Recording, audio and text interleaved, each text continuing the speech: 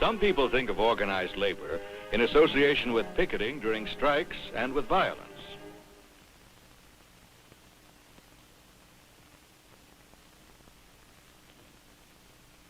To others, it means labor management conflict. Labor's idea about management, management's idea about labor. In fact, organized labor is the collective voice with which 18 million union members speak, 1/4 of the total working population of our country. What were the historic conditions that led to the rise of organized labor? Before the Industrial Revolution, the employer and worker knew each other personally in the small workshops. But with the introduction of machines in the factories, as not every man can own a machine, those who do not own machines have to work for those who do. But this means, in effect, that the machine has created new social groupings, among others, the industrialist and the worker. Under the factory system, the worker was considered expendable. He had no rights except the right to work until his health gave out. His wages were miserably low, his hours destructively long, from sunup to sundown, 6 days a week. In the early 1800s, he had little energy left for his family life. The hiring of women in the factories, who were driven to work even longer hours for lower wages, further threatened the working man's livelihood. And the children. In 1900, it was common to find children working in the mines, the farms, the factories, and the canneries. 6-year-olds were canning vegetables until 2 o'clock in the morning, perpetually hungry, their wages barely enough to keep them alive. The working conditions in America throughout the 19th century were incredible. Many factories were dark, filthy, and unhygienic. Machines often death traps without safety devices. And these things happened not primarily from the greed and cruelty of the employer, but because he had to meet increasing competition, because it was a period of transition into a machine age. And as more workers became absorbed into the factory system, the conflict sharpened between employer and wage earner. Workers began to act together against the industrialist for self-protection and even survival. The individual worker discovered that only through joining unions could he gain power and dignity. Workers realized gradually that in union there is strength.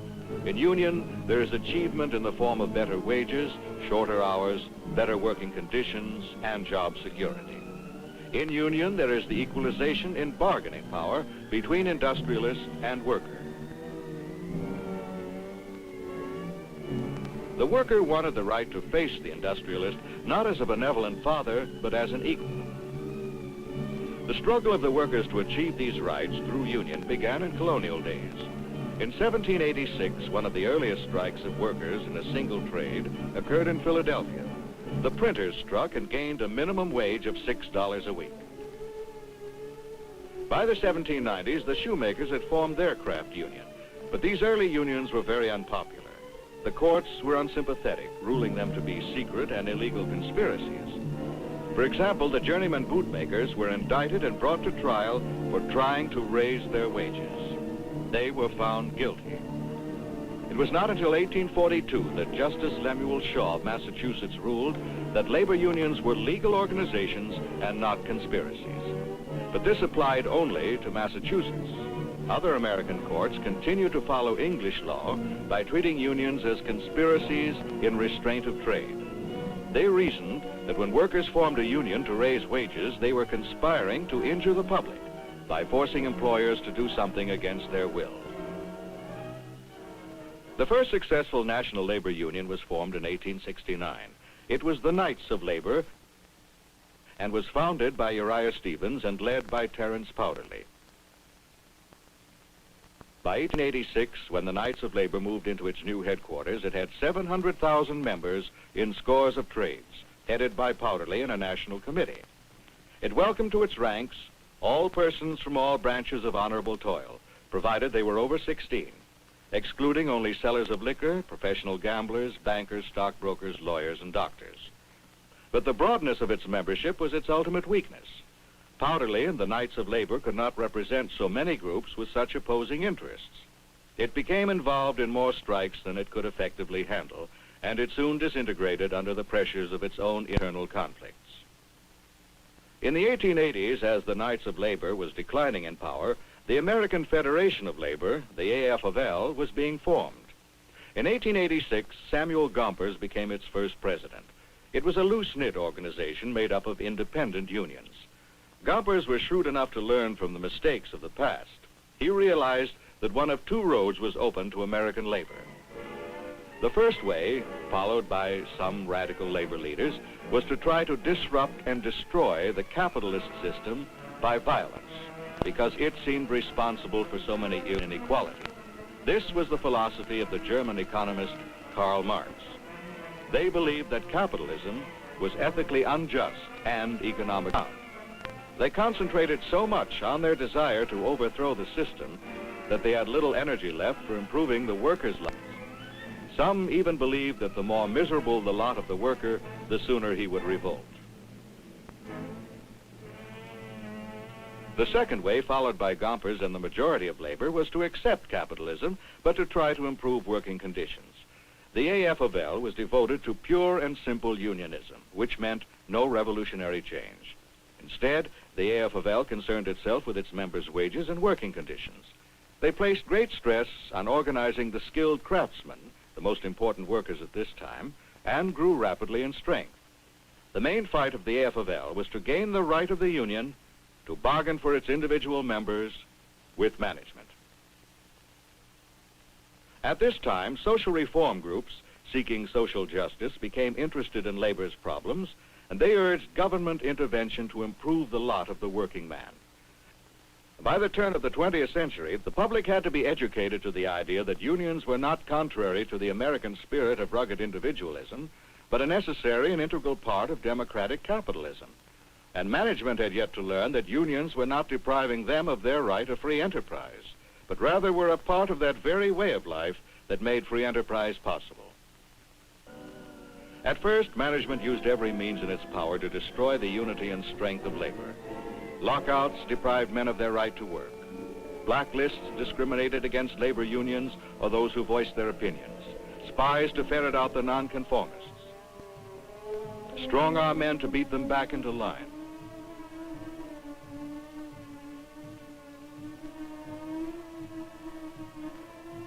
Management fought legal battles in the courts, having some unions fined, the leaders imprisoned. Labor fought back. Then in 1914, the Clayton Antitrust Act gave labor one of its greatest victories. Congress declared that human labor is not a commodity or article of commerce, and that organized labor is a legal American institution. The 1930s marked another turning point in American labor history. The administration of Franklin Delano Roosevelt recognized labor's important position, and Congress passed the National Labor Relations Act of 1935, called the Magna Carta of Labor. This act guaranteed labor's right to organize and to choose by secret ballot which union would bargain for them. Labor's rights were to be elaborately guarded by the National Labor Relations Board. The stage was set for organized labor's phenomenal growth. But the craft unions' major groups in the AF-of-L were exclusively for the skilled workers. They were not open to those thousands of unskilled and semi-skilled in the expanding automotive, steel, rubber, and other heavy industries. These men posed an acute problem for the AF-of-L. In the 1930s, millions of workers were looking for union representation. Bitter dissension arose as to how to organize these men. Many AF-of-L members feared that by opening their own ranks to thousands of unskilled workers like these, they might lose their own jobs. This difference of opinion led to a split. By 1938, the Congress of Industrial Organizations, known as the CIO, was formed under the leadership of John L. Lewis of the United Mine Workers and Sidney Hillman of the Amalgamated Clothing Workers. For the next 20 years, the CIO fought its battles independently. But this is a century of mergers. Business was now consolidating, labor likewise.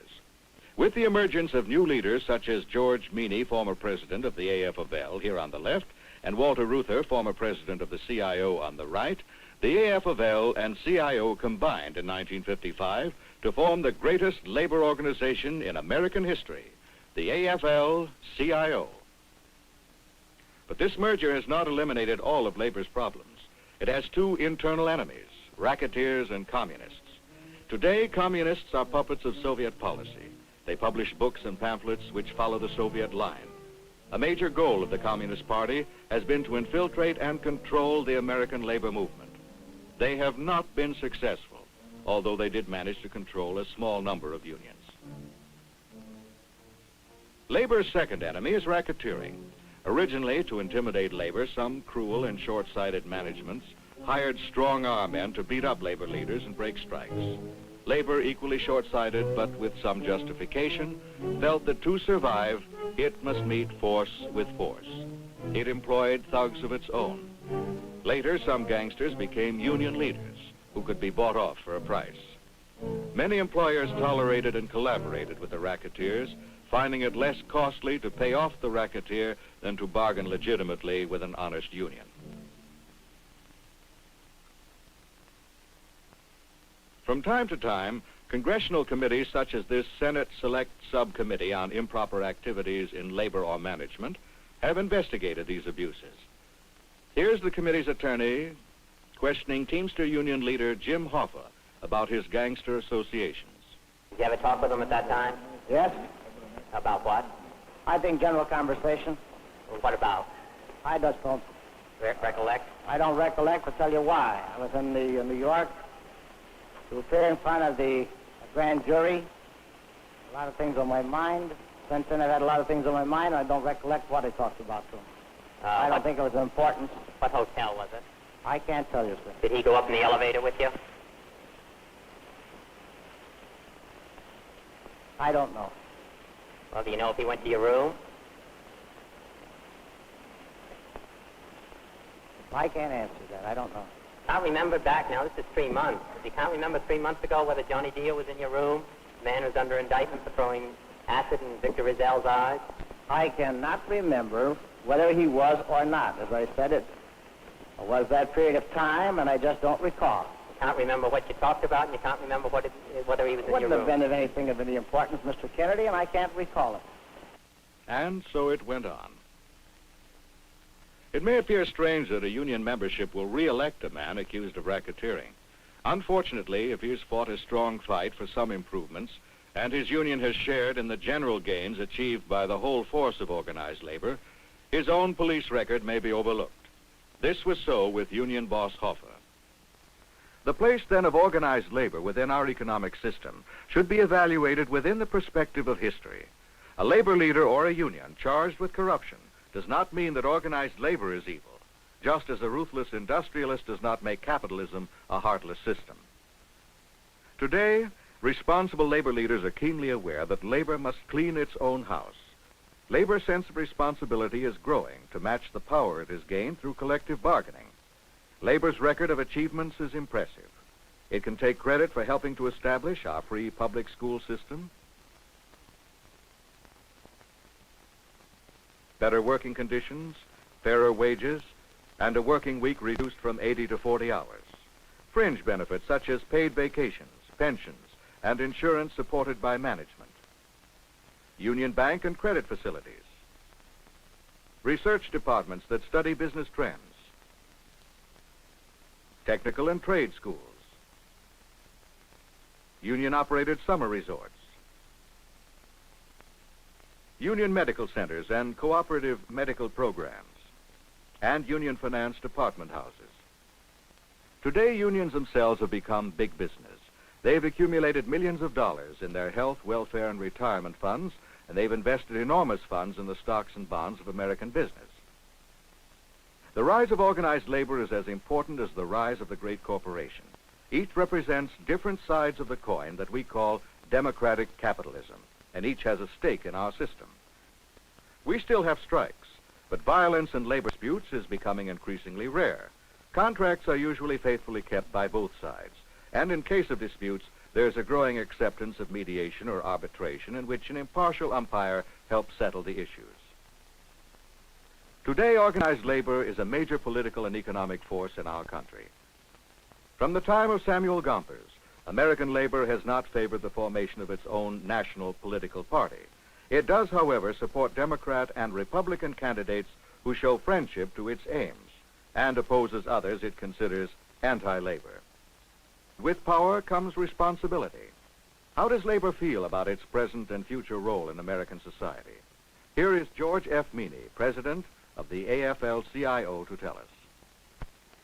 In the future, as in the past, the American labor movement is determined to promote both the best interests of its members and of our country. We intend to improve workers' living conditions, the welfare of workers' families, and the general public welfare, both through collective bargaining and legislation. To do that, we must have a clean and democratic movement, and the AFL-CIO has proven its determination to live up to that standard. We will not advocate or support policies which aid workers at the expense of the general public, for we believe that no group in our land should prosper through policies which injure others. Our goals, however, are not just economic.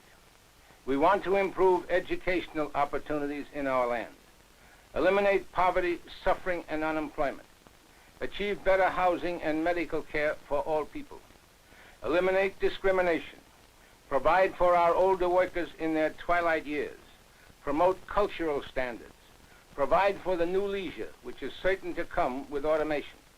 In brief, we want to make our land even greater and stronger and better than ever. The American people and its government will be watching to see if organized labor uses its great power in the best interests of both its members and the general public. What happens is important to us all.